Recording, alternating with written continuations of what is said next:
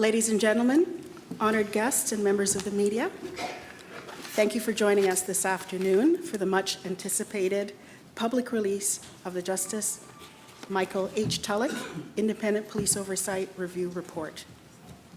It's been an eventful 11 months for Justice Tulloch and our team, and it's my pleasure to host you this afternoon. My name is Pamela Grant, and I've been the strategic advisor to Justice Tulloch and the team and the facilitator for the review's consultations. To my right is counsel for Justice Tulloch and the team, senior counsel Jamie Klukach, and Danielle Robitaille, who will be available for questions following Justice Tulloch's presentation. Before we hear from Justice Tulloch, I'd like to take a moment to go over the agenda for the proceedings this afternoon. First, Justice Tulloch will present his review process, report findings, and recommendations. Justice Tulloch will then depart, and counsel will remain to respond to questions from media and stakeholders. I will be facilitating the question and answer session. I will then hand the proceedings over to the Ministry of the Attorney General and Minister Naqvi, who will make a brief statement and remain to answer questions. After a short pause for a set change, at around 2:30, Minister Naqvi will and his team will take over. So without further ado, I'd like to call on Justice Michael Tulloch to make his presentation.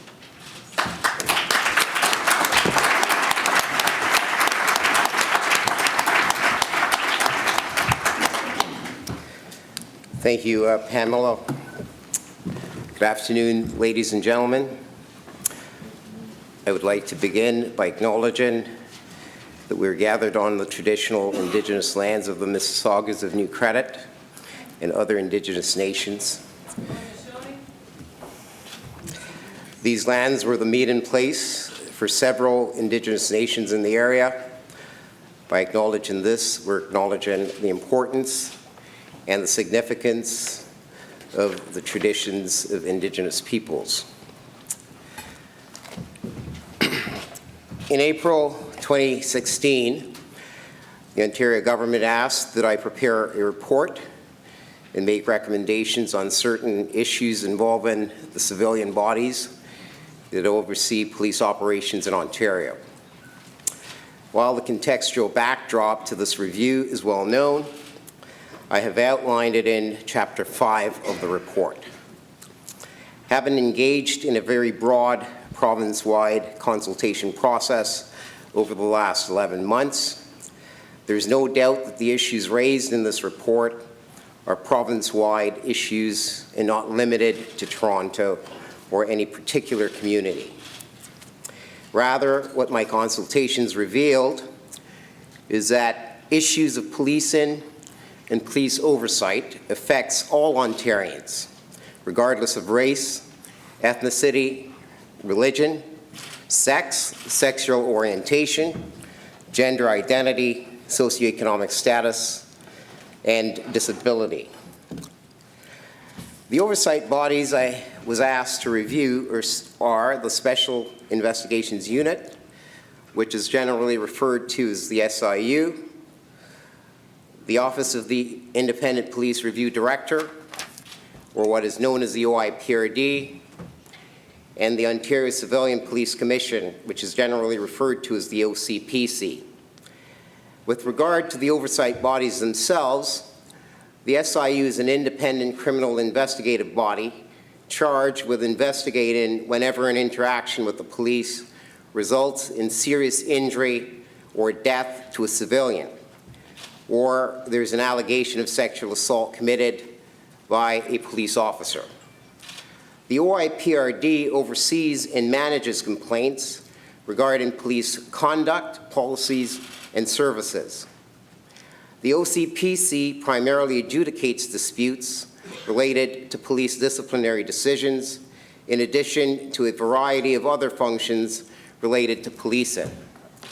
In particular, I was asked to make recommendations on how to make the oversight bodies more effective, efficient, transparent, and accountable. That involved examining the mandates of each of the oversight bodies and considering whether the mandates should be changed or modified and be contained within separate legislation. My mandate for this report also included considering whether the oversight bodies should collect demographic data and whether they should employ former police officers and whether the oversight bodies should share information as between themselves. I was also asked to review and make recommendations on certain issues that relate only to the SIU. The main issue in that regard was the extent of the information that the SIU should release to the public. In particular, should the current or past final reports of SIU directors be released to the public? And if so, should the reports contain the names of the involved police officers and the witnesses? I was also specifically asked to engage with Indigenous communities to obtain their perspectives and to make recommendations to enhance the cultural competence of the oversight bodies in relation to the Indigenous peoples.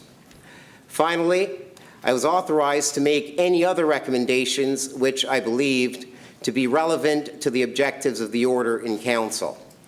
Today, I would like to present the report of the Independent Police Oversight Review. I have tried to make the report as accessible as possible so that it can be easily read and understood by all members of the public. The past several months have been very busy. I was assisted by a team of highly competent and dedicated staff which formed the Independent Police Oversight Review. We examined in detail the existing legislation and the existing practices and processes regarding police oversight. We also reviewed numerous prior reports that led to the creation and evolution of the oversight bodies. We then examined the legislation in other Canadian provinces, as well as other jurisdictions such as England and Wales and Northern Ireland. I also held numerous public and private consultations. Together with some of my team, I traveled all over Ontario, from as far north as the Pikangikum First Nations, as far west as Kenora, as far east as Ottawa, and as far south as Windsor. In over 7 months, I met with more than 1,500 individuals. I did so in 17 public consultations and over 130 private meetings. The public consultations took place in North York, Scarborough, York, Thunder Bay, Brampton, Mississauga, Sudbury, Ottawa, Ajax, Hamilton, Toronto, Windsor, London, Kingston, Oshawa, Thornhill, and Kitchener. Members of the public could participate and be heard in either person at those meetings or through our website. My team and I also consulted privately with many individuals and groups, including the families of individuals whose deaths were caused by the police and stakeholders such as police chiefs, associations, police commissioners, and police services board members. Blacks and other racialized communities such as the Arab, Somali, South Asian, and East Asian communities. Indigenous communities, including those living both on and off reserve and in urban, rural, and remote areas. We met with elected leaderships such as chiefs and band council members, elders, as well as Indigenous service providers, First Nations constables, First Nations police service chiefs, and First Nations police services board members, legal clinics, government officials from Ontario, other provinces in Canada, and from the United Kingdom, educators and parent groups, experts and academics, including experts and academics in demographic data collection, mental health service providers, survivors and consumers, youth and youth workers, representatives from various faith communities such as the Sikh, Muslim, Jewish, and Christian communities, representatives from the LGBTQ community, and domestic violence and sexual assault survivors, as well as their supporters and advocates. I also met with the leaders and staff of police oversight bodies, not only in Ontario, but also in other provinces in Canada, as well as the United Kingdom. As a result of the extensive research and consultations, I am confident that my team and I have heard the concerns of the people of Ontario, and I have a firm understanding of the problems and issues regarding civilian oversight of policing. I believe that the recommendations made in this report will promote the trust and faith of Ontario society in the oversight bodies. I was guided during the preparation of this report by 9 principles of modern policing as set out almost 200 years ago and widely attributed to Sir Robert Peel. One of those principles is that the police are the public and the public are the police. Our current system of policing is by consent. The public consents to allow police officers to have powers and legal defenses unavailable to other citizens. A requirement of that consent is that police officers exercise those powers responsibly and legally. The oversight bodies were established to ensure that police be accountable to the public and that their powers are exercised properly. It is essential that members of the public know that the oversight bodies are doing their job and that police officers are held to account for their actions. If the operations and decisions made by the oversight bodies are not made known or available to the public, then faith in the system gets eroded. I was also told repeatedly in private and public consultations that much of the public's faith in the oversight system has been lost. It was clear to me that the main reason for that loss of faith is the lack of information being provided to the public and a consequent lack of understanding of the public regarding the composition and operation of the oversight bodies.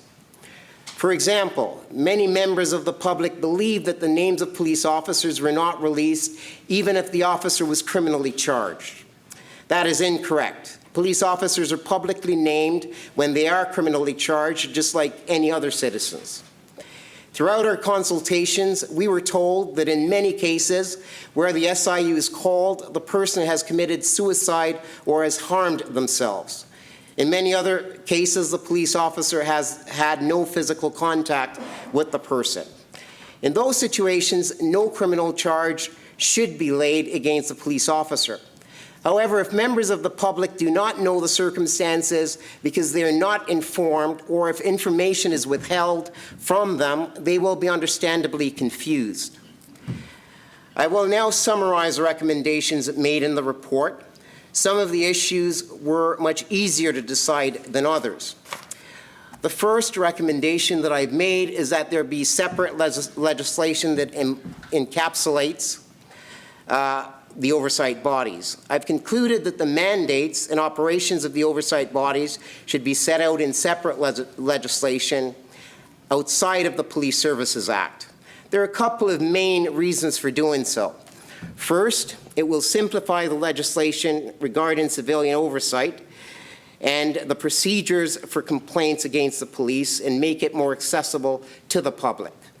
Second, there was a perception that the oversight bodies are not independent from the police because the legislation that governs the oversight bodies is contained within the same legislation that governs the police.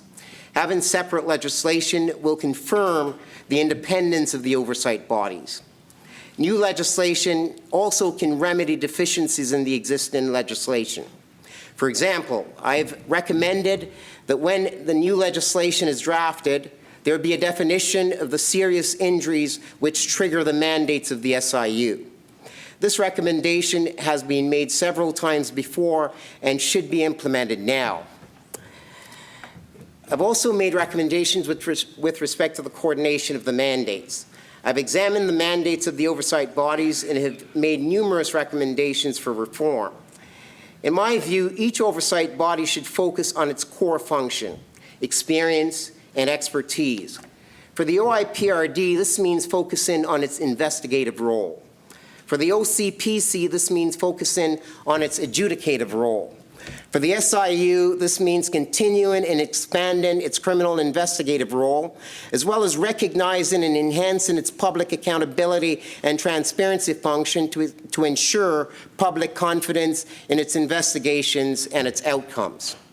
For each of the oversight bodies, I recommend that there be a greater flow of information to the public. I view this as being essential to an open and transparent process of police oversight. Now, I will deal specifically with each of the oversight bodies separately. First, with respect to the OIPRD.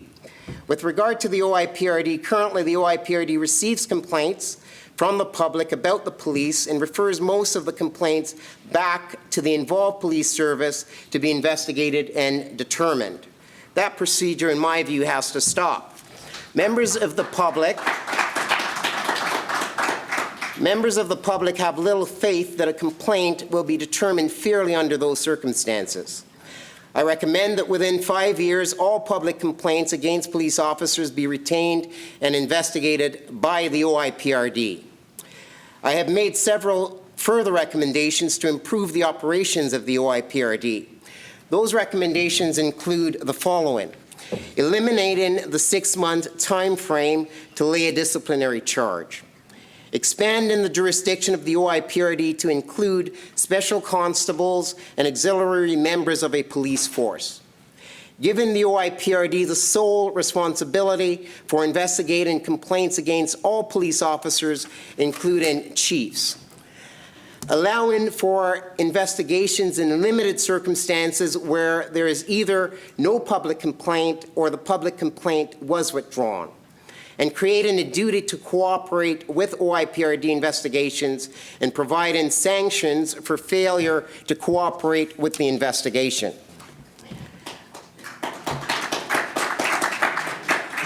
I believe that these changes, once implemented, will greatly improve and enhance the operations of the OIPRD, instilling it with greater credibility as an oversight body. With respect to the OCPC,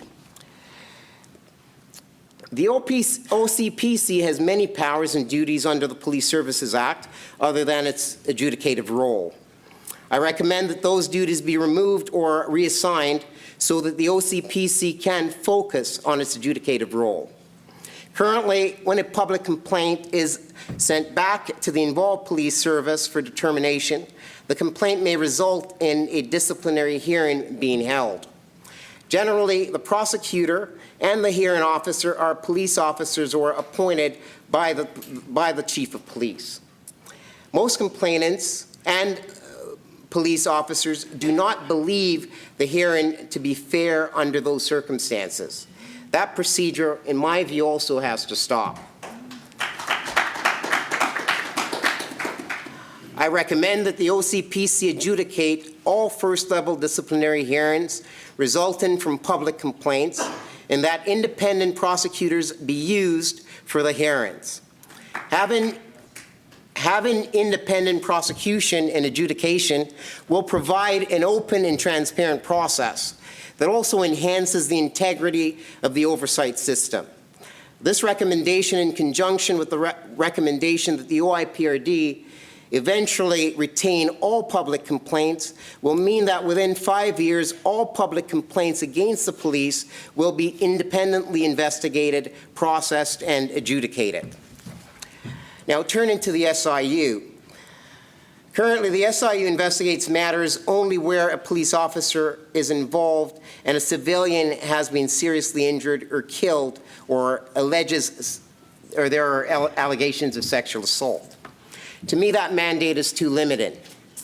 I've recommended changes to modify or add to the mandate of the SIU, including the following: allowing investigations of persons other than police officers, such as auxiliary members of a police force and special constables employed by a police force, as well as former police officers. Investigating all incidents involving the discharge of a firearm by a police officer directed at a person, and investigating any criminal matter when such an investigation is in the public's interest. As it stands, at the end of the SIU investigation, all that an SIU director can do is lay criminal charges. To me, that is too limited an option. I recommend that the SIU should have a range of options, including the discretion to lay charges for any criminal or provincial offense matters uncovered during an SIU investigation. I've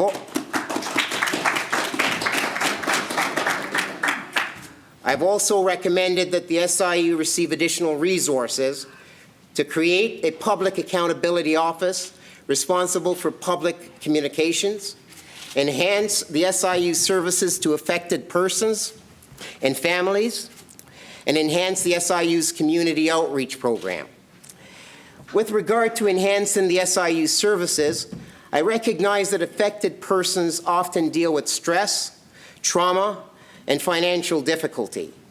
First, I wish to improve the level of communication that the SIU has with affected persons, with there being ongoing and proactive communication with affected persons and their families, particularly prior to the public release of any information. Second, I recommend that better training be provided for SIU staff to deal with people experiencing grief and trauma.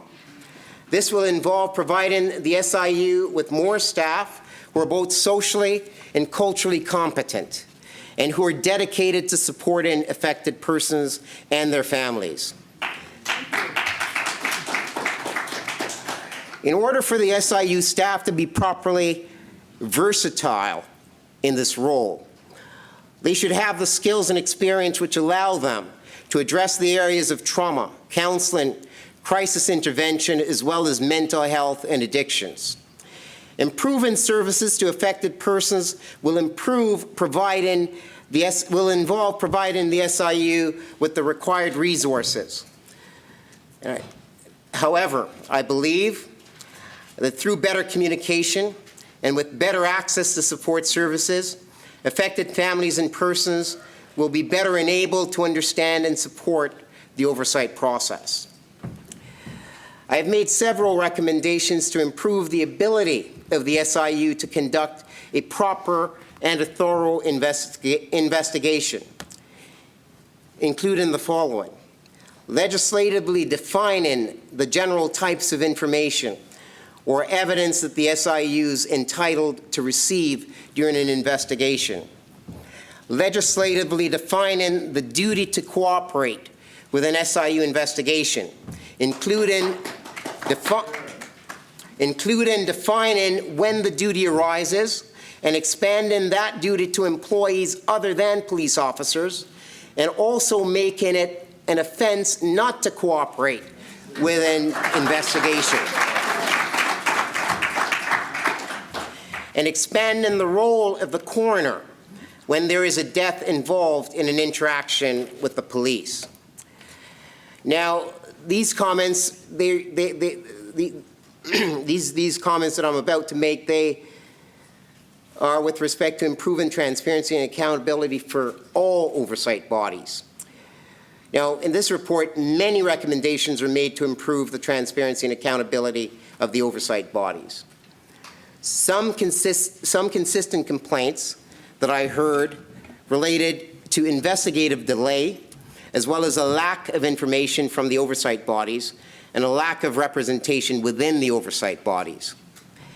I have tried to alleviate those concerns through several recommendations. Those recommendations include the following: appointing deputy directors of the SIU to free up time for the SIU director to perform other functions, including the preparation of final reports.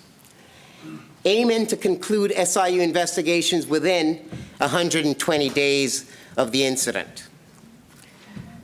Creating a public accountability office at the SIU. Setting timelines for the oversight bodies to report to complainants or to the public. Publishing more information online, including the results of systemic reviews and public complaints. Improving and expanding community outreach. Hiring oversight personnel from underrepresented communities. promoting training for matters such as cultural competency, gender-based violence, and mental health concerns. Improving support services to complainants or their families, as well as affected persons and their families. And publicizing the reports prepared by chiefs of police, commonly referred to as Section 11 reports. Now, I was also asked to deal specifically with issues pertaining to former police officers. Should oversight agencies employ former police officers? To me, that is not the proper question to ask. The proper question to ask is, who would be the best oversight investigator? Some former police officers should not be oversight investigators. And some civilians should not be oversight investigators. The goal is to have the best person for the job. Former police officers can bring a wealth of experience to the position. Their knowledge of criminal law, investigative techniques, handling of evidence, and interviewing techniques can be invaluable to an oversight investigation.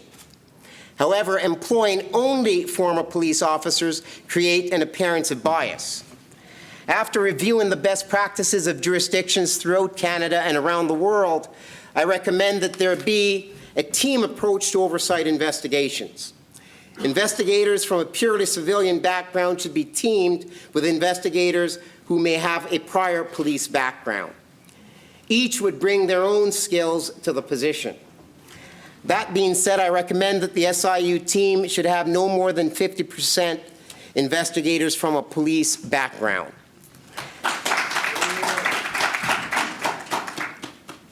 Now, OIPRD investigators are not criminal investigators.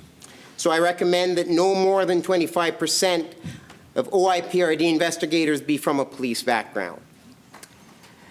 Potential investigators who are former police officers should be vetted to ensure that they are properly suited to conduct impartial investigations by incorporating anti-bias measures into their recruitment, training, education, and evaluation. And this should be the same for all investigators that are being hired by these oversight bodies.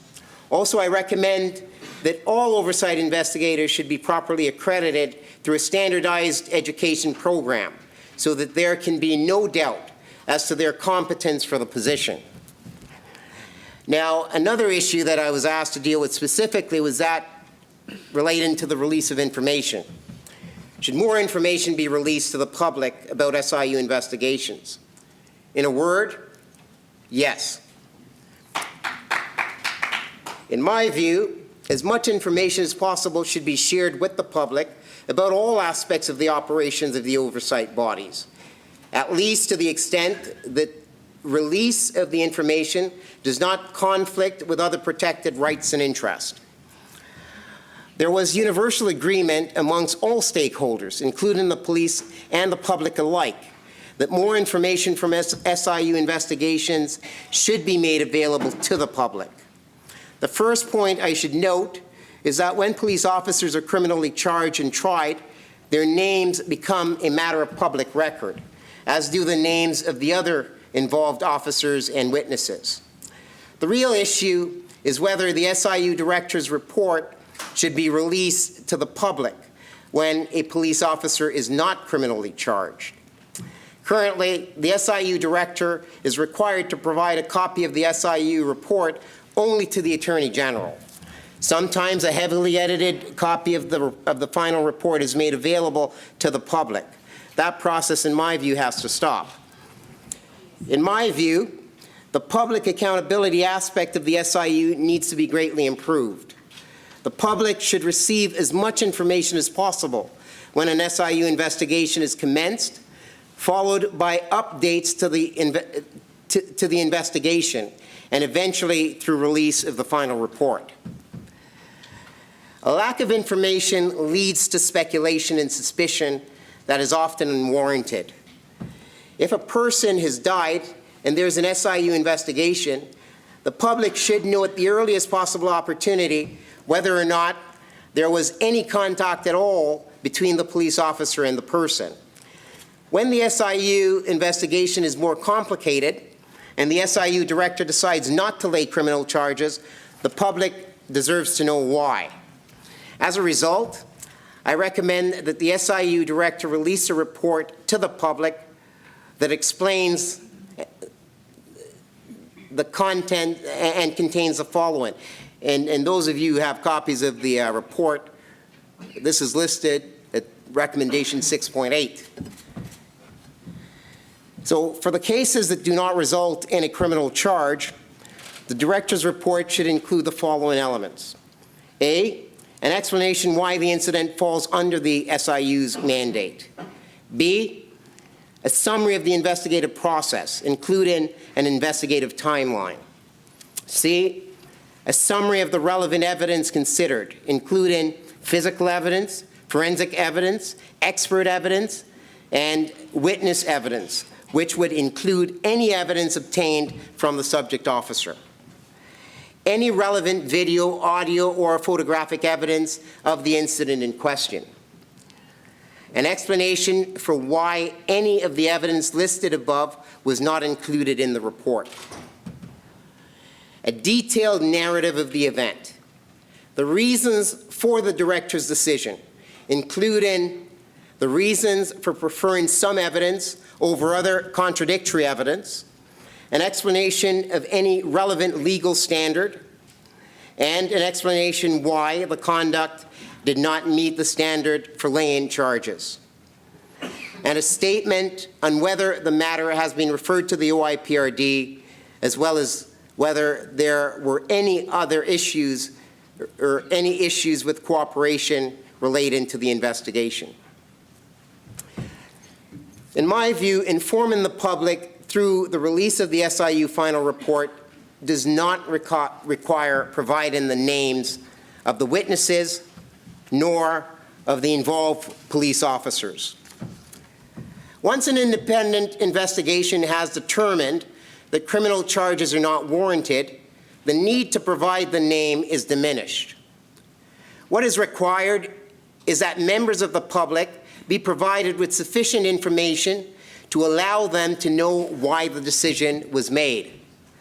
Naming the witnesses and police officers in the final reports will affect their privacy interest and with little justification. For civilian witnesses, the release of their names could expose them to unwanted attention from others.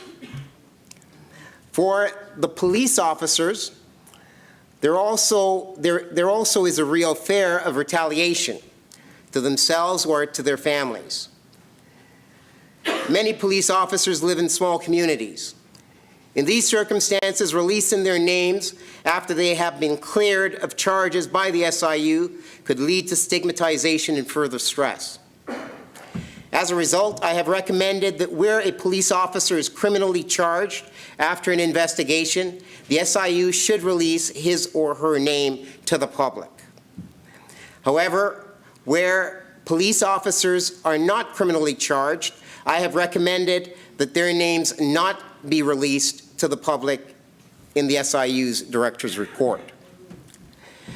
While I believe that not releasing the name of an officer who has been cleared in an SIU investigation is fully supportable as a recommendation in its own right, I also believe that it is important to view the recommendations made in this report as part of a whole and not in isolation. For example, one of the other recommendations made in the report is that a coroner's inquest be held any time that a police officer's use of force is a direct contributor to the death of an individual. As a result, even where a criminal charge is not laid against a police officer, the name of the officer will become known to the affected families as part of the process of the coroner's inquest. Further, I have recommended that the OIPRD track public complaints to identify officers who are the subject of multiple complaints. In that way, officers who are the subject of a disproportionate number of complaints compared to other officers working in the same area and performing the same type of work can be identified and any concerns be addressed quickly.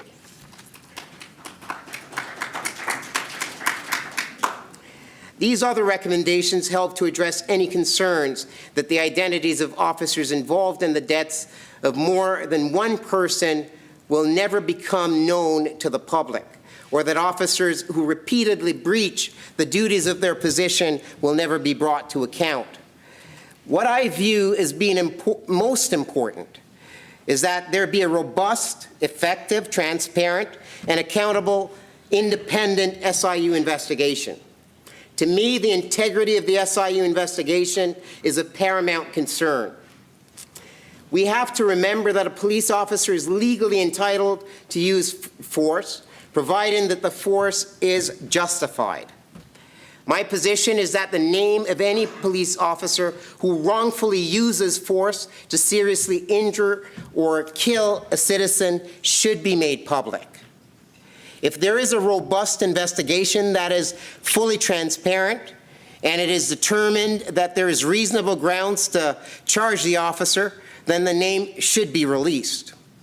If after such an investigation it is determined that the officer acted appropriately within the context of his or her job and that their actions were justified, then there is no reason why their name should be released.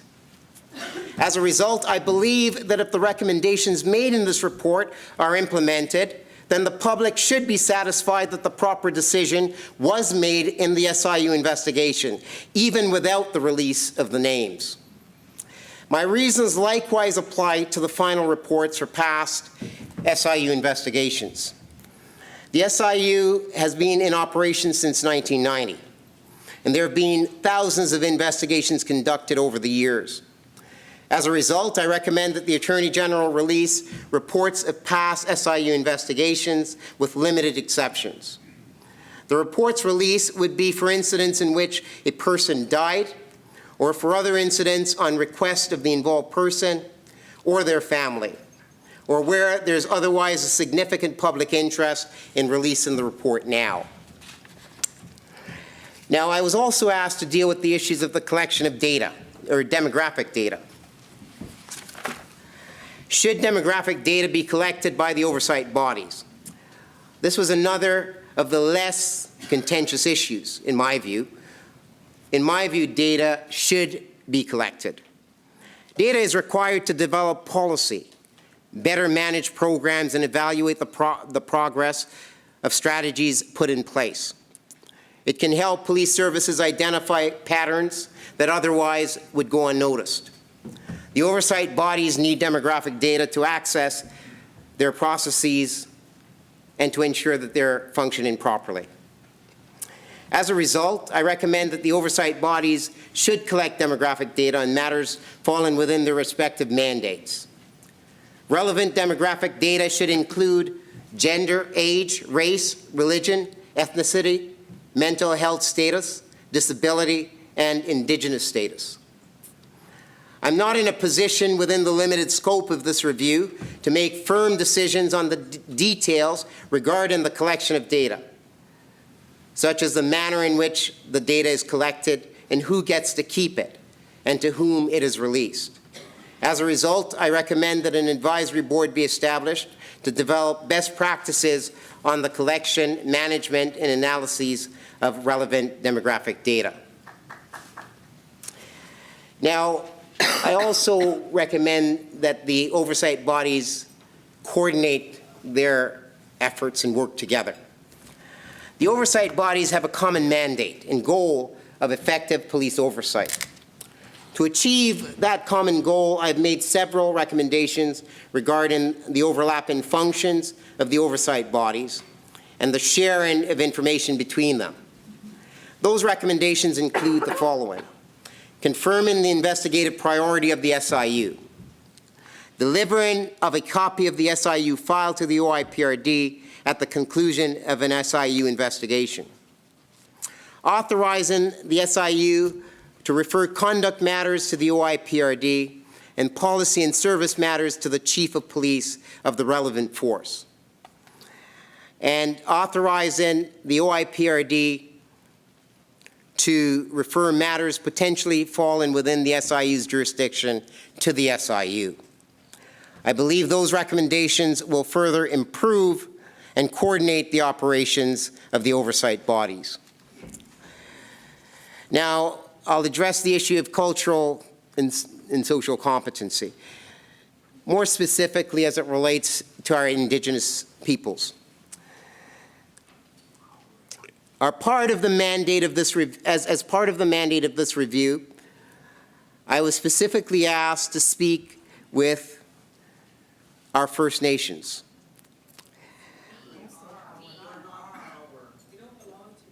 Okay, that's fine. To the First Nations people. Okay, I stand corrected. I attended extensive meetings and consultations with members of Indigenous communities. Many of the people I spoke with had traveled a considerable distance from remote areas and communities to provide their input, and I'm grateful for their dedication. Members of First Nations are not necessarily covered by oversight legislation, given their special status as First Nations.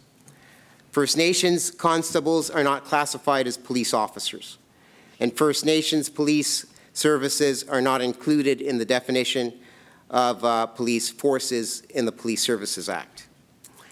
I would like to see all members of Indigenous communities protected by the oversight legislation, and I recommend that consideration be given to expanding the mandates of the oversight bodies to include First Nations policing, subject to the individual First Nation opt-in into the system. Whether or not First Nations opt in, I believe that there are several things that the oversight bodies can do to improve their relationship with Indigenous peoples. In that regard, I recommend that the oversight bodies develop and deliver, in partnership with Indigenous communities and persons, mandatory Indigenous cultural competency training for their staff. That the oversight bodies should increase outreach to Indigenous communities and establish meaningful and equitable partnerships with Indigenous organizations. There should be ongoing recruitment and development of Indigenous persons at the oversight bodies, including in senior and leadership positions. The oversight bodies should implement a culturally competent approach to service delivery. And the oversight bodies should develop ongoing audit process to assess the implementation and effectiveness of cultural competency and institutional change. Finally, I make a few other recommendations to improve police oversight system. Some of those recommendations relate to police services boards. Police services boards are a vital component of the civilian police oversight system in Ontario. Boards set objectives and priorities for police services and provide independent civilian governance. They work together with the oversight bodies to hold police accountable to the communities they serve. As a result, there is a great need for members of police services boards to be both qualified and competent for the position. In that regard, I recommend that there be selection criteria for police services board appointees, and that there be mandatory training for police services board members. I also believe that policing should be treated as a profession that it is. Other professions have colleges or governing bodies which establish and maintain the standards of the profession. In my view, the profession of policing should be no different. I recommend that Ontario establish a College of Policing similar to that in operation in England and Wales. The College of Policing, the College of Policing would complement the civilian oversight system by developing a culture of professionalization through a body that specializes in enhancing policing standards and service. A College of Policing could transform the Ontario Police College from what may be viewed as a training facility into a recognized post-secondary educational institution. This would improve the qualifications of police officers and increase the level of respect that police officers should be afforded. In conclusion, I am grateful for the opportunity to provide my input into this important area. I have seen a great appetite for change in the province with regard to the oversight regime and a considerable willingness of police stakeholders and the public, as well as the staff and oversight bodies, to participate in this change. I believe that the recommendations I have made will make the oversight bodies more effective, efficient, transparent, and accountable. I trust that the Government of Ontario will give the recommendations made in this report the consideration they deserve, because I believe that the recommendations reflect the will of the people of Ontario. The people of Ontario are entitled and deserve to know that when it comes to the operation of police services in the province, justice is not only done, but it is seen to be done. I believe the recommendations made in this report will go a long way toward achieving that objective. Thank you very much.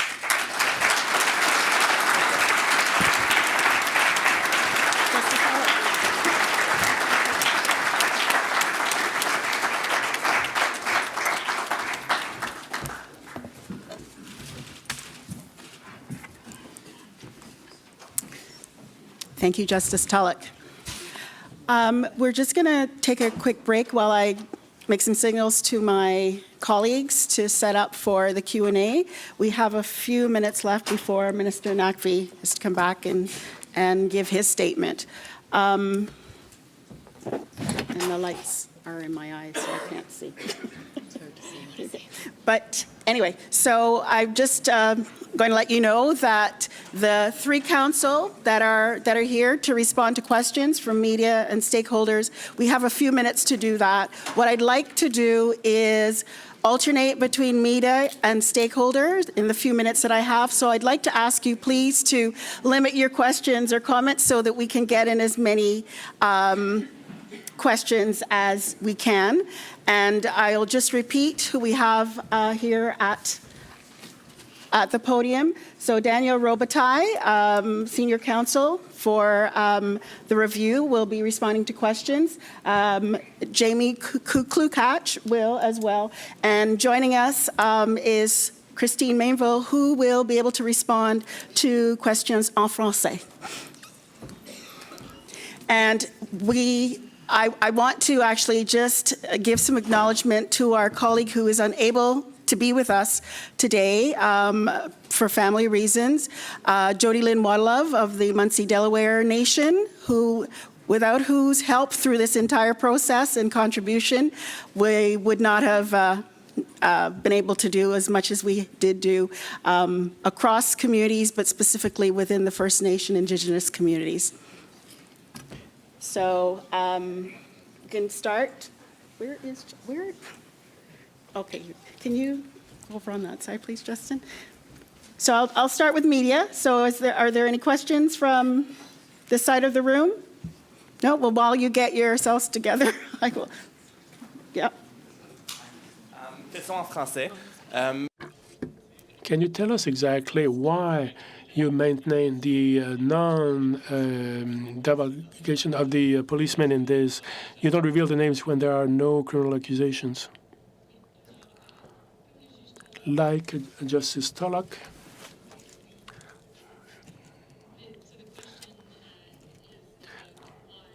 Names of police officers would not be disclosed in, when no charges are brought.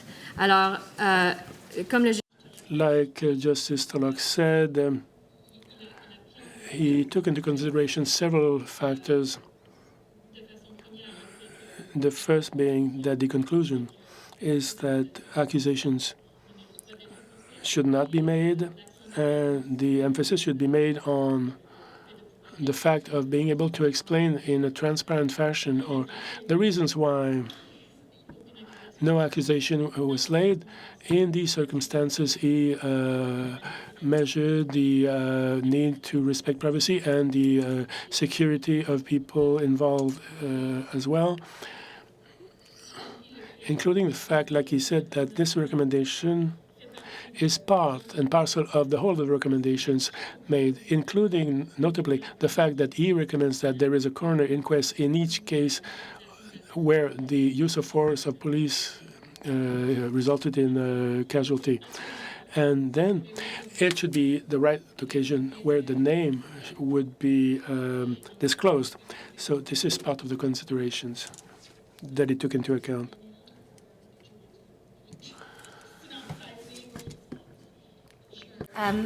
What Ms. Mainville was explaining in French was the rationale behind Justice Tulloch's recommendations that names of officers who are not charged by the SIU should not be released to the public at the time of the release of the director's report. And you heard Justice Tulloch explain his rationale behind that. Ultimately, it was his recommendation to the government that that is not the time to release the name to the public, that really at the time of the release of the director's report, what is important is that the public understand what happened and why it is charges are not being laid. And you heard Justice Tulloch outline in detail what his recommendation is for the contents of the director's report, which is really an unprecedented amount of detail released to the public about what happened, when, why, who, and how. The release of evidence, including video and audio recordings to the public and photographs, and that really that's the substance that the public needs to understand the director's decision in these cases. He also asked that his recommendation in this regard be viewed with the totality of all his recommendations to the government, including his recommendation that coroner's inquests be held in all cases where an officer's use of force has contributed directly to the death of an individual. And what we know is coroner's inquests are subject to the open court principle in our country, which means that anyone can go, they are public. Affected families will be represented by counsel if Justice Tulloch's recommendations are adopted. They'll be funded counsel by legal aid. And that is really a moment for the public to learn the name of the officer, but it is not at the time of the release of the director's report. That is Justice Tulloch's rationale in the report. Thank you, Danielle. There's a gentleman there. Could you, if you need to ask a question, could you, in addition to raising your hand, step out into the aisle so that we don't have to pass? Okay, Mark Brown, Coalition of Black Trade Unionists in the Toronto and New York Region Labor Council. So we've heard the report, and we're wondering if you can please clarify two things. One is the process to get from the point of this report to the actual implementation of the report and the timeline that we can expect to reach the implementation. I'll answer that. Okay. Actually, Mark, Mr. Brown, Minister Nakvi will be speaking right after, and he's probably the best person to answer those questions. That is we've delivered the report, and it's now in the hands of the province of Ontario to lay out for the public how they are going to respond to the report. Okay, so hold that question. Here's a. Avery Haynes from City News. I'm just wondering if you can give any kind of clarification whether there's any increased responsibility on subject officers to cooperate with SIU investigations, including the handing over of their notes, or whether this is specifically for witness officers. With respect to subject officers, the recommendation is that the subject officer's notes on the incident that its specific meaning be fleshed out, because as it stands, all that is not producible to the SIU by the police upon request are the subject officer's notes on the incident, and that remains. But it is recommended that it be clarified that notes on the incident refer to notes made once the SIU has been involved, so that if a police officer, should a police officer make notes before SIU involvement, that would not be covered by that exclusion from what is deemed to be producible. Just for clarification, you mean that then the subject officer has no increased responsibility responsibility to provide their notes or to cooperate with SIU investigations? That's correct. That remains intact, and it's consistent with the protections of the principle against self-incrimination. It's important to remember that an SIU investigation is a criminal one, and so the Charter of Rights and Freedoms is in operation and constrains the power of investigators. And so subject officers enjoy the right to silence and against self-incrimination. But you also need to know that there are a web of intersecting bodies and investigations when serious injury or death is caused by a police officer. And an officer would be compelled to an interview by his chief of police, and is also compellable by the OIPRD. And so though the officer enjoys the right to remain silent in an SIU investigation, there is no such right when it comes to the disciplinary process. Sego Skanagoa, Nibaju, Bimadu Manadu, Mijike Dodem, Sixakan Jindabad, Hunashoni Jindabad. My name is, my colonized name is Devine. My traditional name is He Who Walks Towards the Spirits. I'm Turtle Clan. And I police this land for the Iroquois Confederacy. And I was looking at some of the reviews and some of the thing with the Indigenous. And you know, we never surrendered our land or our territories on any account here.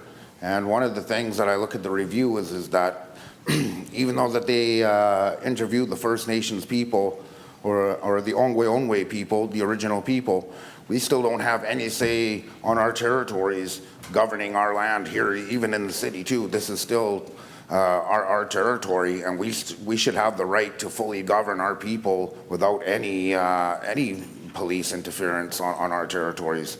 This is the one thing that we have been working on here on this territory for the last 3 years. We've been policing ourselves because we don't need the police to tell us what to do on our own territories. And those flags, you know, those are the most offensive flags that I'm seeing right here, right now. That's a misinterpretation. You talk about land acknowledgement and restoring the relations. So why are we not allowed to govern ourselves on our own territory according to our laws, the Great Law of Peace of the Haudenosaunee, which truly governs this land, and the Churo Wampum? The Churo Wampum is the biggest violation that I see between the police and the Ongwe nations.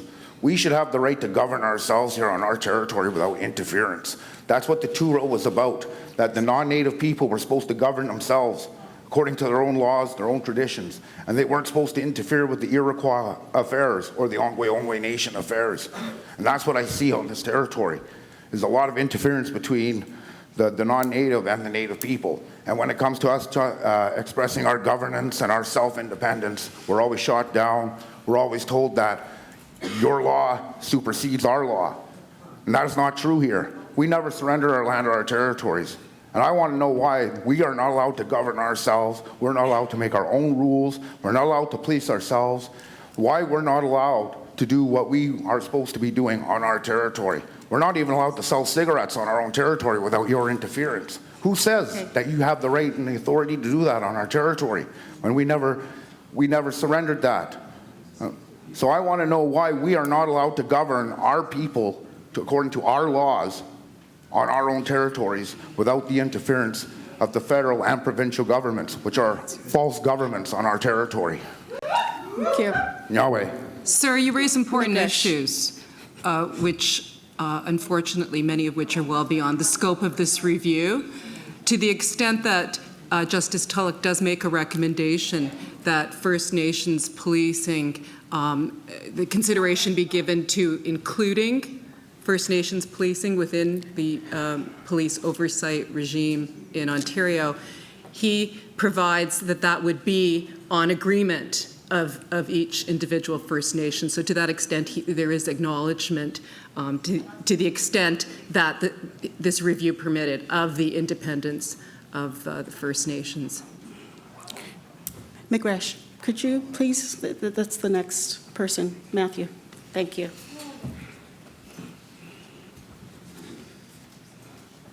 Oui, bonjour, je m'appelle. Eugene Latet, I will ask my question in French. Concerning the language,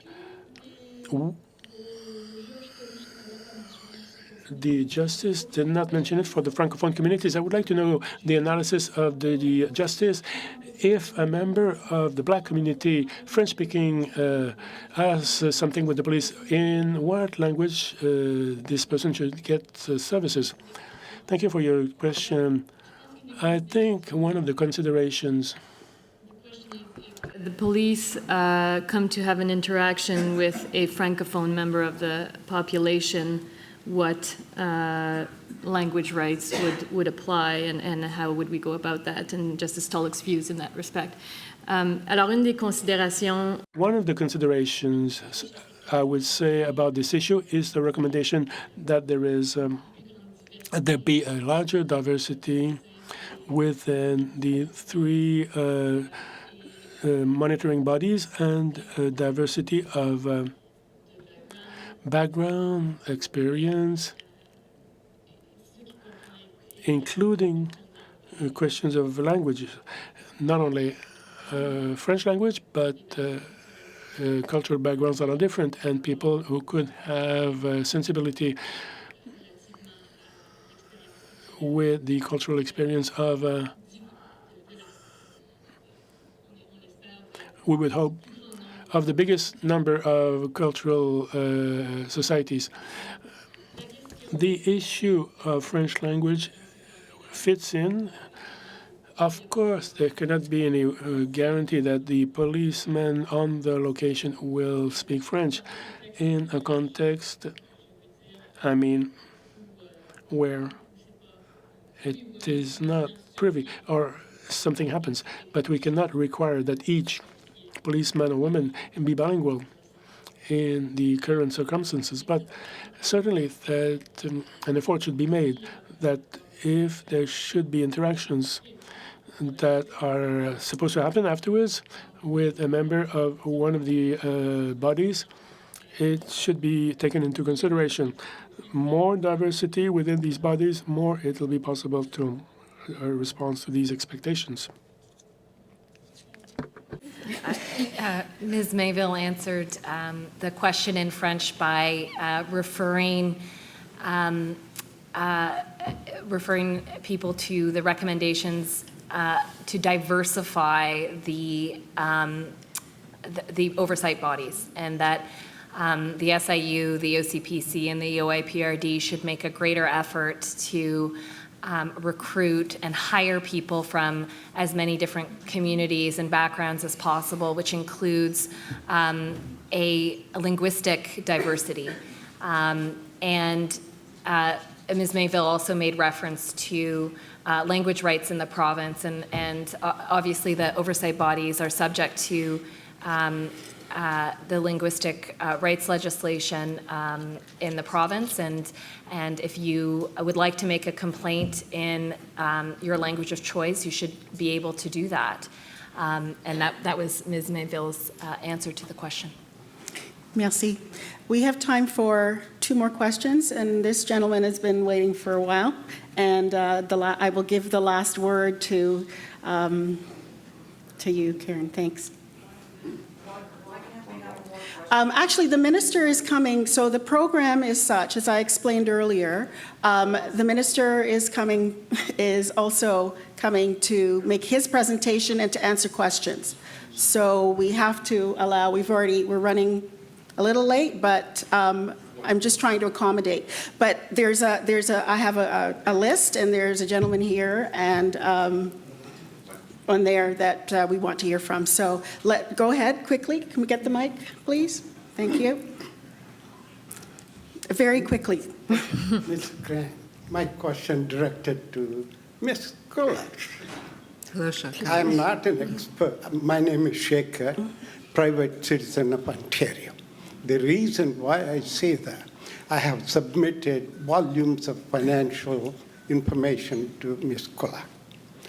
And I listened carefully with the Chief Justice. He briefly touched the governance. However, why I say that province of Ontario citizen, Hamilton Police Service Board is the only police services board made money on Pan Am game over 1.5 million. And I have the documentation from all other police services board, including Toronto, Peel, York, Durham, Halton, Niagara. They all claim what they spent, what they received, except Hamilton. They submitted the financial statement nor provided the information except Pricewaterhouse. With that one, I reserve another question to Minister regarding Section 39. Do you understand the question? Okay. Well, you're going to reserve your question for the minister on Yes. that. Yeah. Thank you, Mr. Shaker. Yes, thank you, Mr. Shaker. I'm glad you made the drive from Hamilton in the rain. It's good to see. Okay. Thank you. Okay, so this is our last question. Thank you. I'm with the Affected Families Police Homicide. I am, sorry, I think I've got a loud voice.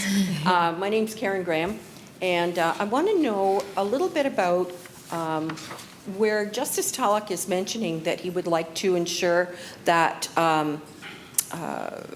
SIU investigators, OIPRD investigators are vetted and screened for appropriateness. I'd like to know who's going to be responsible for that. Has there been any thought in that direction? Thank you, Ms. Graham. And I just want to take an opportunity while you're here to convey the thanks of the review team for your participation in the review. And I just wanted to say that because your group and the members of your group were the first people Justice Tulloch wanted to meet with. And I know he's conveyed this to you, but I wanted to convey it from the team as well, that we deeply appreciate your participation under the worst circumstances. With respect to screening investigators for potential pro-police bias, that's a key recommendation in the report by Justice Tulloch. In terms of the detail of who would oversee the screening process, the report doesn't drill down to that level of minutia. However, the report does recommend that the Ombudsman of Ontario oversee the bodies, which is a new recommendation and one that Justice Tulloch deeply hopes is adopted. And that would give the ability to raise concerns and complaints about the oversight bodies to the Ombudsman, which is not a power that is available as it stands. And so if there was a concern about the efficacy of bias screening, that would be something that you could bring to the Ombudsman, which would be a new power. Thank you. And thank you again for all of your understanding. Thank you very much. And I'd like to extend my thanks, and on behalf of the team and Justice Tulloch, to all of you who've come this afternoon, and all of you who we've seen over the last 11 months and who've shared your heartfelt stories. And I hope that you recognize that you have been heard and that you feel that the report reflects that. And at this point, I will hand the floor after a very short set change. We will hand the floor over now to the Ministry of the Attorney General and Minister Naqvi, the Province of Ontario. So that, okay, go ahead. Go ahead. Can you wait for a mic because it's being videotaped so we can hear? But I'm afraid that after this we do. Minister Naqvi will be here and he will be answering. Oh, that's my that's my timer. Okay, so I just had a question about the release of evidence when charges not being laid. Mr. Tulloch said that the report will be released and there will be evidence released within that report. I just wanted to know the extent to what the evidence will be. Will it be redacted? Will it be censored? Because if the police officer's name is not going to be released, how will that evidence be released? You can identify the police officer through a picture or a video or something like that. Thank you for your question. What the report recommends is that as much information as possible be released to the public at the conclusion of an SIU investigation where no charges are laid, including documentary evidence, photographic evidence, audio and video, altered to the extent necessary to protect identities. And so, Ms. Klukach and Ms. Mainville and I work in the criminal justice system, and so we can tell you that there are ways to alter videos to pixelate them so as to not identify people.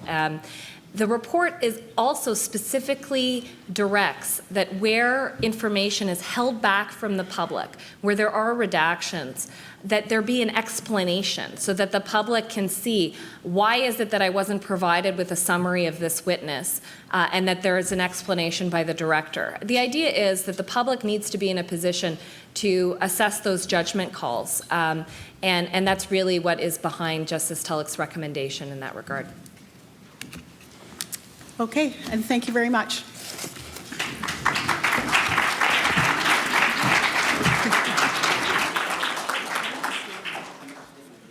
Good afternoon.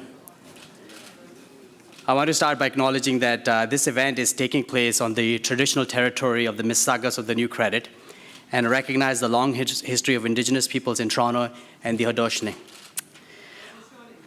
Haudenosaunee, thank you.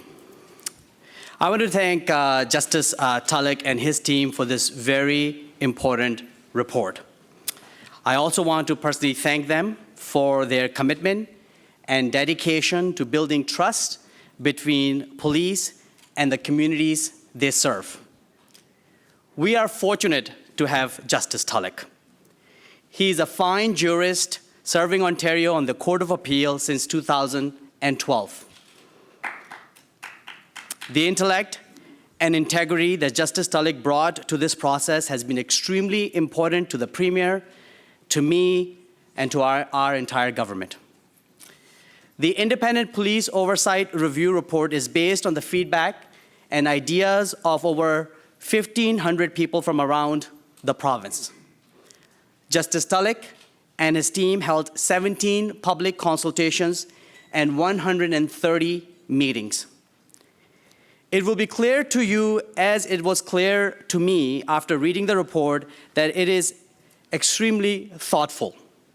And I want to personally thank everybody who participated in this very important process. In order for our communities to be safe, there needs to be trust and respect between police and our communities, because they are one and the same.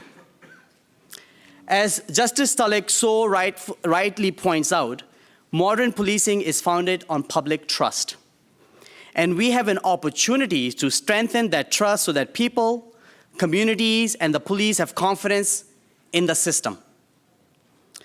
I think we all agree that police have a very difficult job. They're committed public servants who work hard to keep our communities safe. Police officers go to work every day in difficult and dangerous circumstances. They are faced with increasingly complex mental health and social issues. They put themselves in harm's way for one reason and one reason alone: to keep us safe. Justice Tulloch was right when he said that police oversight, the police, and the communities they serve are inextricably intertwined, and that understanding police oversight requires understanding the police and communities they serve. And as the report rightly notes, for some communities, particularly Black and Indigenous communities, historical realities have weakened this trust. At the same time, we know that despite the fact that we live in the largest, most diverse province in Canada, across our society we still encounter anti-Black racism, anti-Indigenous racism, Islamophobia, and anti-Semitism. And that is why we have a collective responsibility to be concerned about racial disparity and a responsibility to do something about it. Nous partagerons tout le... We will share all the possibility to do something about racial profiling. Government asked Justice Tulloch to conduct a review that enhances the transparency and accountability of the police oversight bodies while preserving fundamental rights. ensures that police oversight bodies are effective and have clear mandates, and enhances cultural competence in the 3 police oversight bodies in relation to their interactions with Indigenous peoples.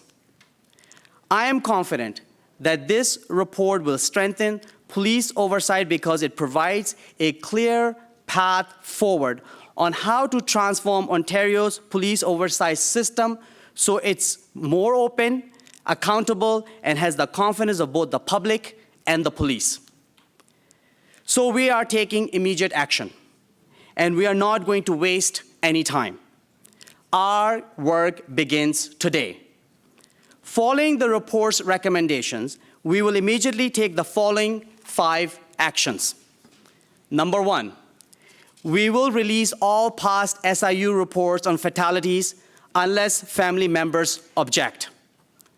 Number 2, from now on, all new SIU reports will be released to the public following Justice Tulloch's recommendation.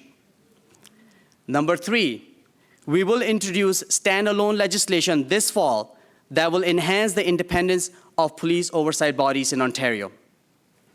Number 4, we will mandate the collection of race-based and demographic data by police oversight bodies. And number 5, we will work with them to increase cultural competence through staff training and targeted recruitment, including Indigenous cultural competence. These are significant changes. Our next step will be reviewing the remaining recommendations in depth as we move forward with drafting the legislation. Comme prochaine étape, nous examinons. The next step will be to examine the recommendations, and we will get ahead with our new legislation. Forward, we want to provide an opportunity for people to share their thoughts with us on Justice Tulloch's report. So send us your ideas by May 20th. You can visit our website at www.ontario.ca/mag to review Justice Tulloch's report and submit your comments. Our goal is simple. We want to make Ontario a leader in police oversight. Our objective is to reposition Ontario, to put it ahead in the field of police oversight. Legislation will be based on 4 key principles that are outlined in Justice Tulloch's report. The first principle is increasing openness.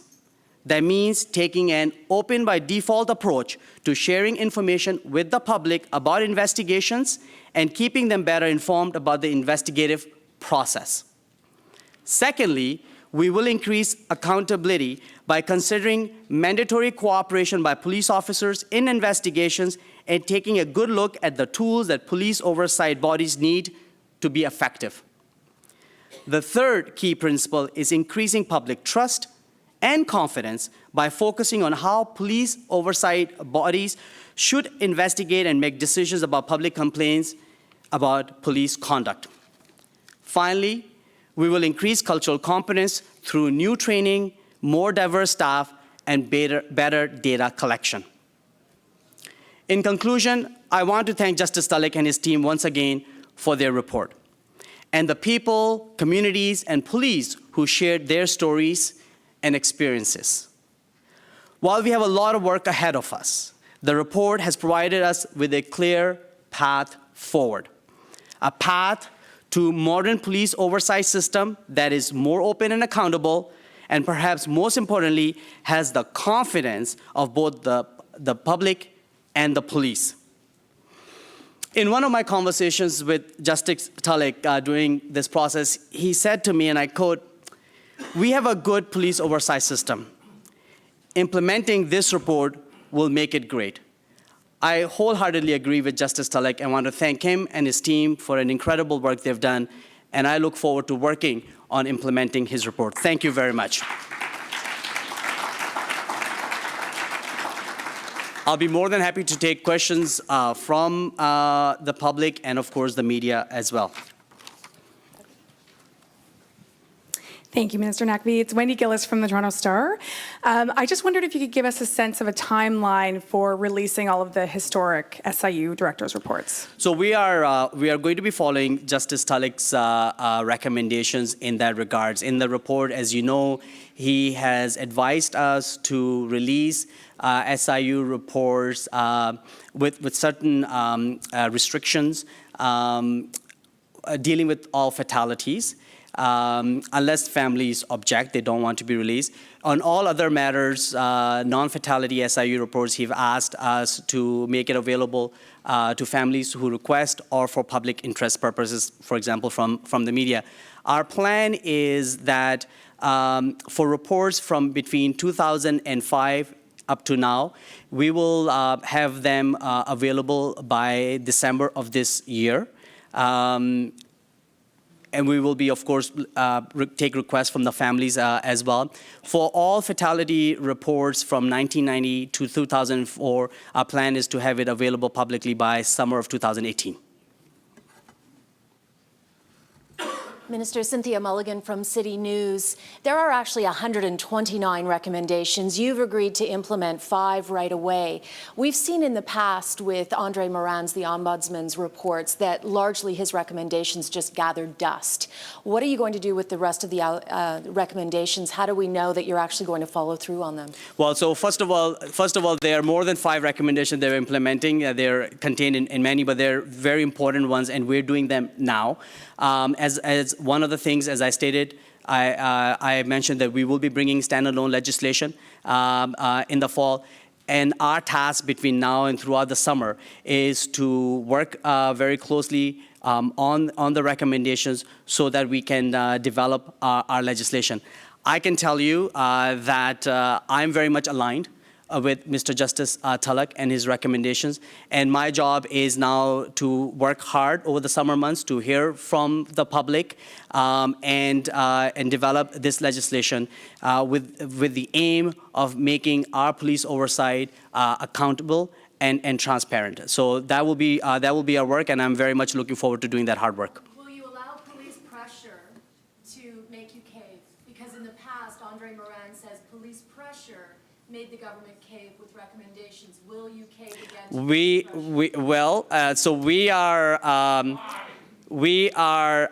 I'm accountable to the people of Ontario who've elected us and the government. We've asked Justice Tulloch to give us this report on transparency and accountability. Some of his very important provisions around release of SIU reports, both past and future, we're taking steps, we're taking action on them right away. I think that's pretty good down payment in terms of our intention of implementing the recommendations that given to us by Justice Tulloch. I look forward to hearing over the next 45 days from Ontarians on this, and working hard throughout the summer in bringing forward legislation for the fall that will ensure that Ontario has one of the best police oversight system in North America. Dakshana Bhaskaramurthy from the Globe and Mail. One of Justice Tulloch's recommendations was that in any case that involved fatal police force, that the coroner be required to hold an inquest. Do you have any plans to amend the Coroner's Act?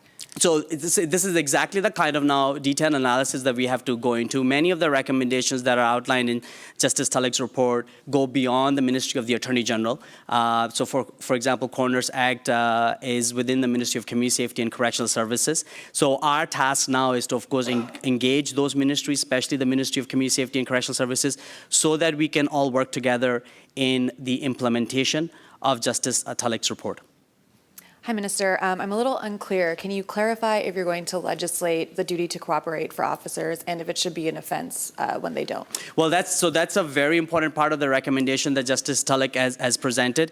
And the point he's making, which is a valid point, which is to ensure that the public and the police have absolute faith in the investigation process that is undertaken by SIU. And in that regards, he has presented to us a series of recommendations. Again, as I said, we are very much aligned by the recommendations that Justice Tulloch has presented. Our task now is to start engaging in an in-depth policy analysis of these recommendations, determine some of the specific details so that we can incorporate them in the legislation.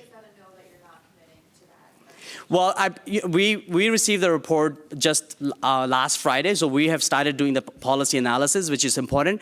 But I just want to be very clear. Our intention is that we want to be transparent and accountable. We want to make sure that the public has full confidence and faith in the investigative steps and processes that are taken by the SIU and the OIPRD. And the blueprint that Justice Tulloch has provided is a compelling one, and we look forward to working on it.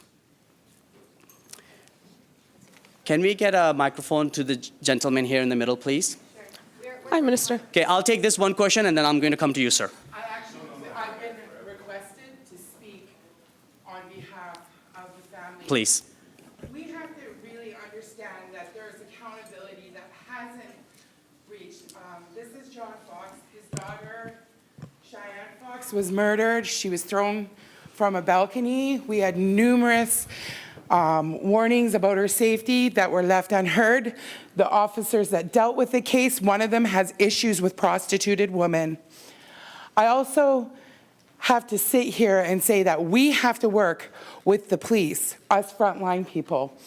What I want to see on that advisory board are a full committee of First Nations voices, because it's our girls and our women that are missing. And the protocol is not followed through, because from the minute we've called and reported our family member missing, we are judged. We are silenced. We are made as troublemakers. But this is a serious issue. This is an issue that affects not only Ontario, but North America. And it's a constant, excuses made for the lack of policing when it comes to one of our women and girls being murdered. I'm sick of seeing family members being silenced. I'm an activist and a survivor. My voice is very strong. I speak internationally. I've been for prostitution reform laws globally. It all comes down to colonialism and what was done to us. I'm not asking for sympathy, but what I'm asking for is empathy and understanding that this process hasn't worked for us. We have reports like this, reports like Wally Opal, reports, inquiries given, and we're still being shut out. We don't have justice. We're begging you. You're our Attorney General. We have police that are involved that don't really care about an Indigenous girl being murdered. I have a girl in Thunder Bay where she was thrown in Lake Superior and held under the water and almost killed. And because she was a drug addict, the violation continued from her being found to her being rescued to her being sent back to the streets that almost killed her. We have a critical problem here in Ontario, Thunder Bay being one of the cities of police that are racist, that hate us, that a mayor that doesn't listen to us, that MPs that are just blind to it. We have kids, little girls being sold, intergenerational. And then when one of them gets murdered and we decide to talk about it, we're considered disturbers. Well, we're not going to stand here and support stuff like this unless we're supported as family members. And these, you know what, I am glad with some of the recommendations. I'm not going to knock what he just did. But what we want to see is immediate implementation. And what we want to see is that no other family member, when they go up to talk about their child's murder, is silenced. Thank you. Thank you. And thank you. Thank you for being here.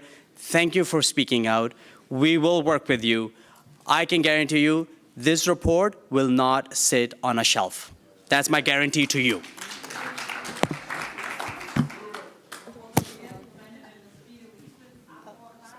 Hi, Hello. Sorry. My name is Pascal. I'm from Black Lives Matter Toronto. I just want to know when the data will start to be collected, as well as who are you going to be releasing it to? And as well, are you going to acknowledge Andrew Loku, Jermaine Carby, Alex Watlifer, Market Kamba, Black people who have been taken by police within the city? What are you going to do to acknowledge that? So, you know, tragedies like those has brought us so that we can do this work. And it is a testament, it is their acknowledgement that we are here today taking big steps in making sure that we have a transparent and accountable police oversight system that treats all people the same. And that is what we have to work towards, and that is what we're going to work very hard working towards. In terms of, sorry, your first question was data collection. So we are going to we're starting to work with the Anti-Racism Directorate. As you know, the anti-racism legislation is being debated right now at Queen's Park that talks about how data should be collected, how data should be released. We are going to link up with them to make sure that we are part of that strategy, because they are creating a very robust system in terms of collection and the analysis and the public sharing of disaggregated data. I want to make sure that our data collection is one and the same with them. So we will be working very closely with the Anti-Racism Directorate in that regards. Thank you. Hi, Minister. I just wanted to be clear. Does the collection of demographic data include carding? So very good question. So as you probably may know, that the regulation that we put in place that puts a ban on random collection of arbitrary information, in it requires collection of data, both race-based and demographic data, and also in it requires that police services boards and police chiefs make that data publicly available on an annual basis. So we've already taken that very important first step in that regulation by making sure that any data that relates to carding or street checks is collected and is reported. We're going to build on that. Well, carding, no. You know we have a regulation in place in Ontario now that puts an end to random and arbitrary collection of data, personal information based on race or where you live. That has stopped. Our police is going through extensive training.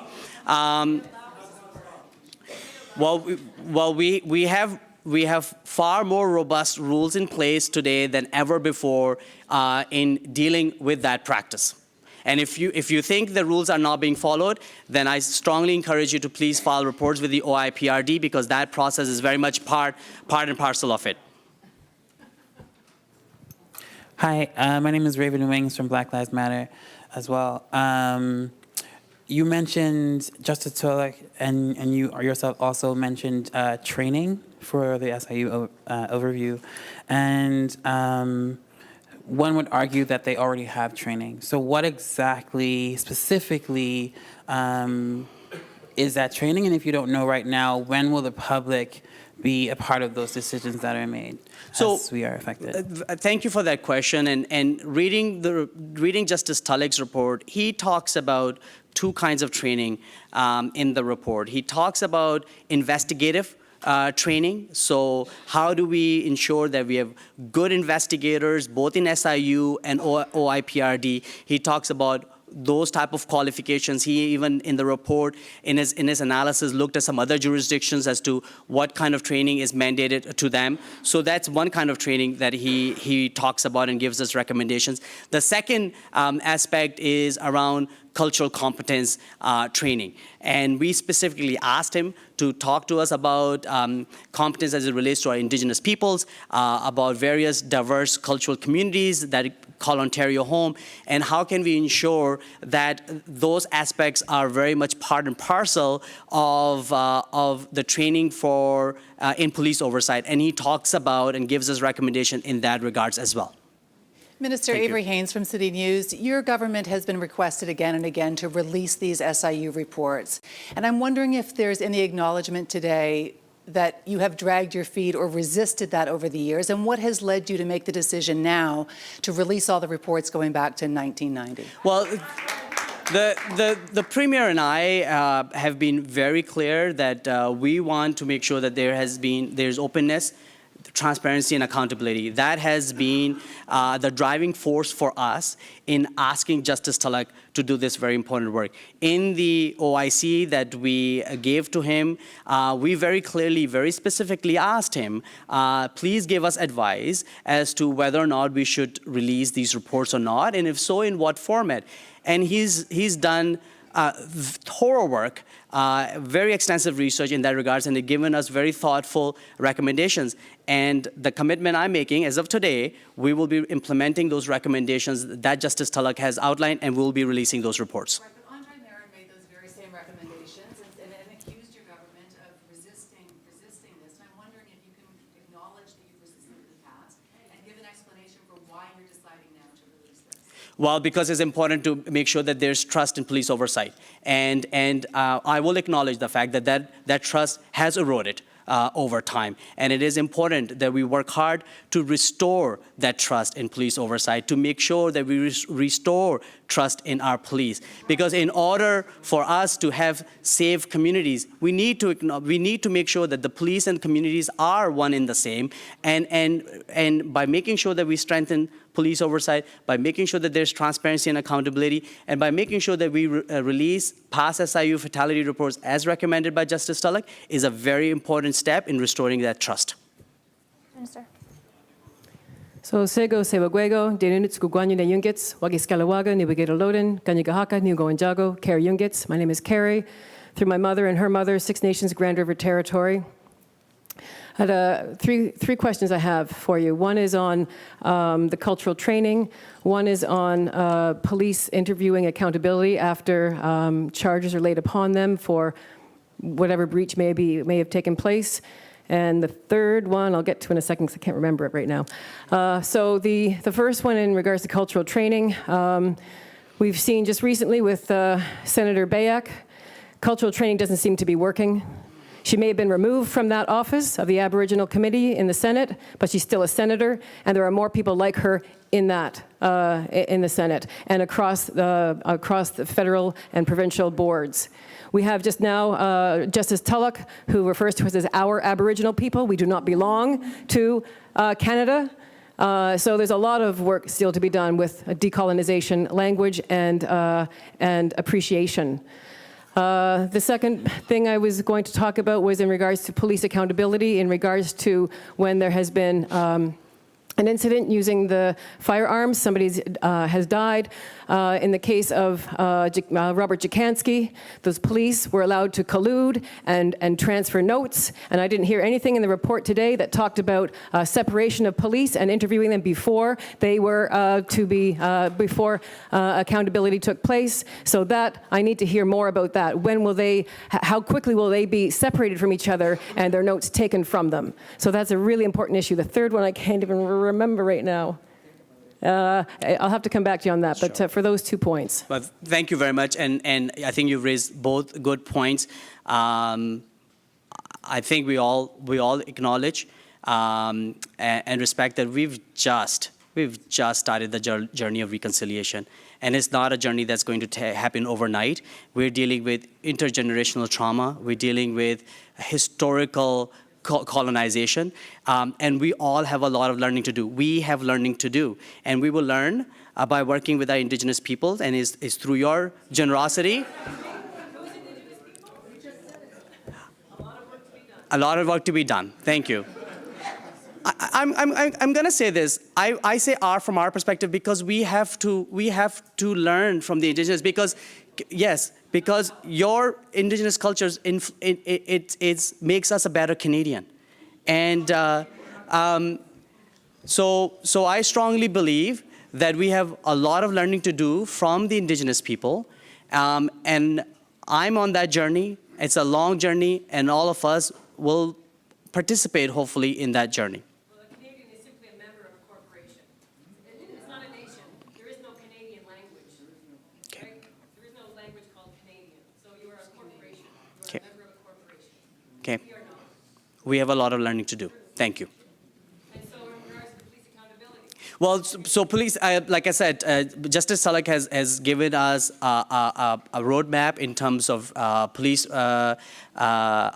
investigation, oversight investigations, and accountability. That's exactly the kind of detailed work that we are going to be doing this summer before we bring the legislation in the fall, so that we can ensure that that accountability runs through the entire oversight process. Okay. Hello, hi. My name is Joanne McIsaac, and the inquest into my brother Michael McIsaac's death will be coming up this July. And I'm very interested in the recommendation 617, which says the government should provide funding and legal assistance for the coroner's inquest in SIU cases. Right now, this is a stress that we have, and I would like to know how quickly that will be implemented and if we can count on that support when we have our inquest in July.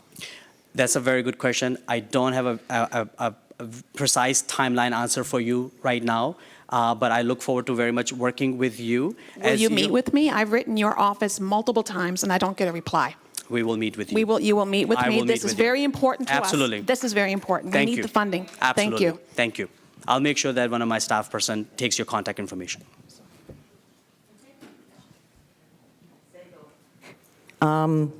My name is Sigrid, and I'm actually Carrie's cousin. I am a First Nations person on my mother's side, and I'd just like to say that some of the language used today is really shocking to me.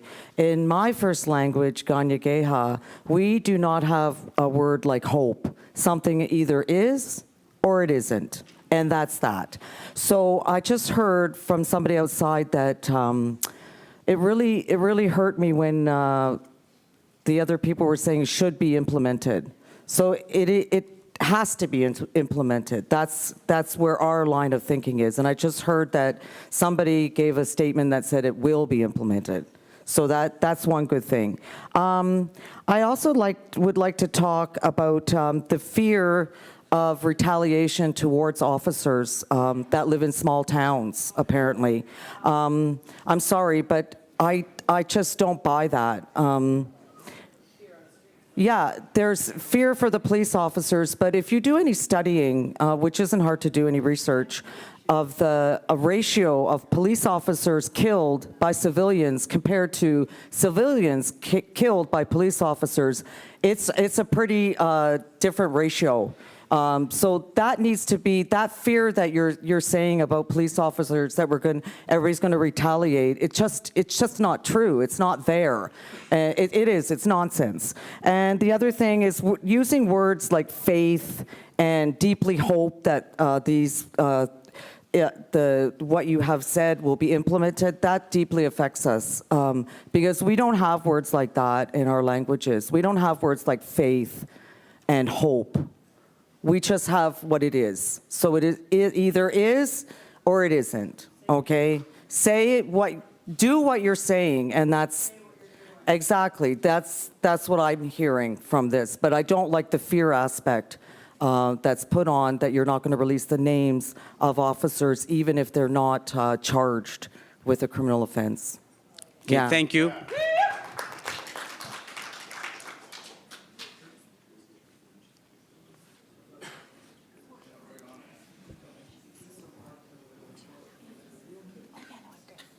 Two microphones.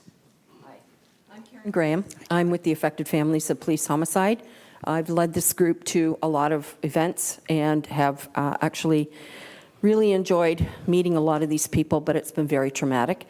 Joanne McIsaac is actually doing a lot of investigating, her family is. They have evidence that goes against everything that the SIU has been telling them, and that case really needs to be looked at. I need somebody to look into that because it's very important. That did not happen the way it was. She has experts outside of those expert investigators. So that really actually shakes my confidence of what Justice Tulloch and everybody is saying about expert investigators, because they are ex-police, because they do have that camaraderie, because they do have that culture. And some of those SIU investigators have trained with police, so they gain that. And I don't like that part. The other thing is, too, with Joanne, Joanne's family has actually gathered all the data across Canada about officers, what they've done, who they've done it to, and a lot of the Indigenous people are the ones that this is being done to. And she has the data. So if you want that data, meet with her. And we have requested to meet with you a number of times through your office, through your Twitter account, through many things. And we would love to sit with you and share our experiences and bring solutions to the table, like we did when we met with the Ministry of the Attorney General's office when Madeleine Muller was part of that. We want to make a difference. We want our experience to count. We want our voices to count. I hope we can meet. Thank you, Karen, and you gave me a note earlier with your contact information, and I've already actioned that, so we will do that. Thank you. For one more question, I'm so sorry. Has anybody not had the opportunity to speak yet that would like to speak? Oh. Can we do two? Jana, yeah, we this can do gentleman two. and that lady, please. Okay, can we go one and then two? We'll come back. We'll come back. Thank you very much. My name is Veronica Campbell. I appreciate everyone here gathered today. This is a really important issue. It's important to talk about. And what I want to mention is privacy. So we do have the Charter of Rights and Freedoms, and I appreciate that privacy is one of those things listed there. Now, when someone decides to become a police officer, they are also deciding to be more than just a private citizen. That's added responsibility, added privileges, but it also means that it's like, for us, we need them to show their accountability as persons.